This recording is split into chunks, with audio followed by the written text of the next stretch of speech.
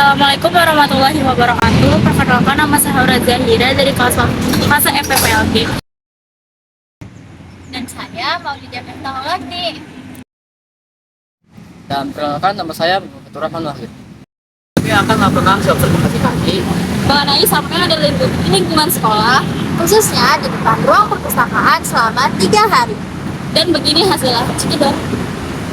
Pada hari pertama pengamatan, tepatnya ada di depan ruang perpustakaan, hasil yang kami dapat adalah 12 sampah botol plastik, 6 sampah kertas, dan 10 sampah organik.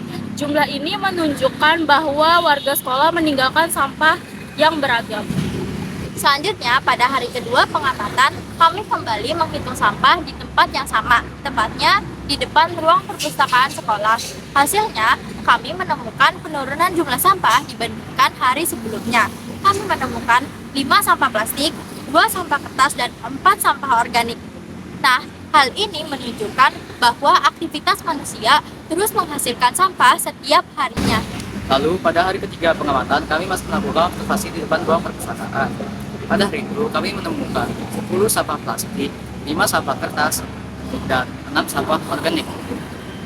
Jumlah ini menunjukkan bahwa meskipun produksi sampah sempat menurun, namun di hari kemudian produksi sampah kembali meningkat. Hal ini menegaskan bahwa kebiasaan membuang sampah masih terus berlanjut dan membutuhkan perhatian yang khusus. Berdasarkan hasil dari data tersebut, kami mulai melakukan pengolahan data untuk mencari mean, median, dan modus. Dari data yang diperoleh, di sini saya akan mencari nilai mediannya. Untuk mencari nilai median, kita uruskan dulu angkanya dari angka atau nilainya dari yang terkecil. Pertama yang terkecil ada 2, kemudian 4, lalu 5. Setelah itu 5 lagi, 6, 10,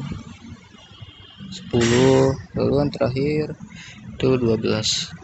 Nah, total ada 9 data. 9 itu kan ganjil, jadi kita ambil tengah-tengahnya, yaitu yang ini, angka 6. Jadi mediannya itu median sama dengan 6. Dari data yang diperoleh, saya akan menambahkan modusnya. Kita urutkan dari yang paling kecil dulu, yaitu angka 2, angka 4, angka 5, 6, 6. Selanjutnya 10, dan 12. Dan modusnya itu adalah angka yang paling banyak muncul, itu angka 5 ini, 6 dan 10. 5, 6, dan 10. Baik teman-teman, pada kali ini kita akan mencari nilai meannya. Kita sudah tahu bahwa di sini terdapat 9 data. Nah, cara menghitung nilai mean yaitu kita jumlahkan seluruh data yang ada di sini dan kita bagi dengan banyaknya data. Pertama, jumlah data dari semua ini yaitu 60. Nah, 60 kita bagi dengan banyaknya data, yaitu 9. 60 dibagi 9 sama dengan 6,67.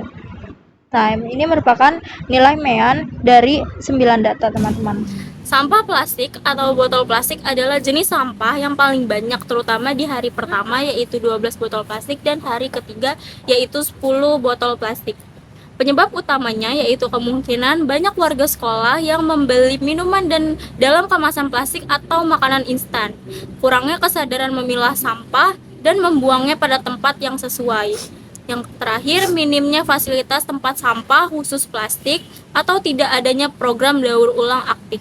Beberapa kebiasaan yang berkontribusi terhadap banyaknya sampah plastik dan kertas yaitu 1. Membawa atau membeli minuman dalam botol plastik lalu dibuang sembarangan. Yang kedua, menggunakan kertas sekali pakai untuk tugas, brosur, atau catatan lalu dibuang.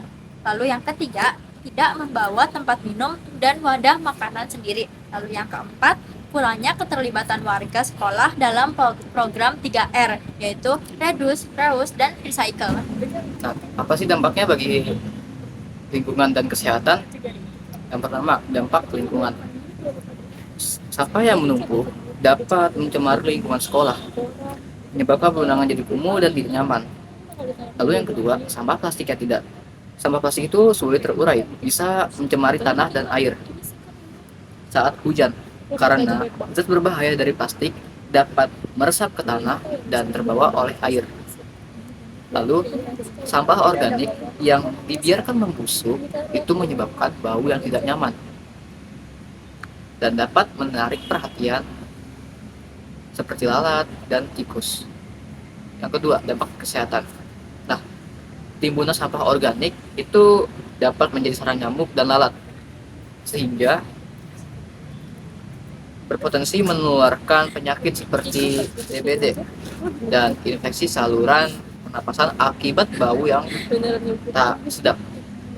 Sampah plastik yang dibakar sembarangan menghasilkan gas beracun seperti dioksin yang berbahaya bila terhirup oleh warga sekolah. Nah, jadi bagaimana sih cara kita untuk mengatasinya? Di solusinya itu bagaimana? Yang pertama adalah menyediakan lebih banyak tempat sampah terpilah untuk organik, kertas, dan plastik. Nah, tempat sampah tersebut bisa ditaruh di tempat-tempat strategis seperti kantin, tempat parkir, atau halaman-halaman sekolah. Lalu mengadakan edukasi tentang pengelolaan sampah kepada siswa, guru, dan warga sekolah. Misalnya lewat poster, mading, atau kampanye sosial media sekolah. Nah, solusi berbasis data. Berdasarkan data hasil observasi, titik yang paling banyak menghasilkan sampah dapat dijadikan prioritas penanganan lebih dahulu. Misalnya, dengan menambah tempat sampah khusus atau membuat aturan khusus di lokasi tersebut. Melakukan monitoring secara berkala untuk melihat perkembangan yang terjadi setelah solusi diterapkan. Lalu, solusi untuk lingkungan sosial, mengajak siswa untuk membawa wadah makan minum sendiri untuk mengurangi penggunaan wadah plastik sekali pakai, berkolaborasi dengan kantin sekolah agar mengurangi penggunaan plastik dan menyediakan alternatif ramah lingkungan. Lalu, mengolah sampah organik menjadi kompos tanaman di lingkungan sekolah. Sekian video kami mengenai laporan hasil observasi mengenai sampah.